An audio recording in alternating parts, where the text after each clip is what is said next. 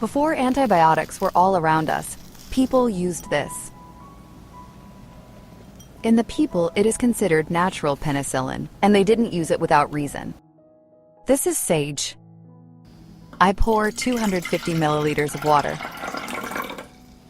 I'll wait for the water to boil. Among the people, sage is considered a natural antibiotic and antiseptic. I use sage for bacterial and fungal infections, inflammation, and problems with the respiratory organs. I add a teaspoon of sage. I will cook for 3 to 5 minutes without the lid. Sage is used when the throat hurts, when the voice is lost, when the body sends the first signals. Write me from which country are you watching.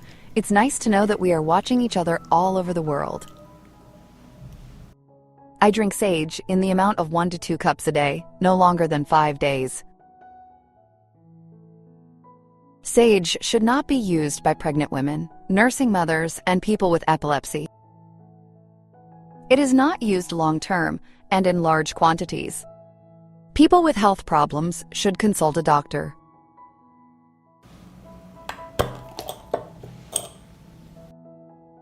Honey is added only when the tea has cooled a little.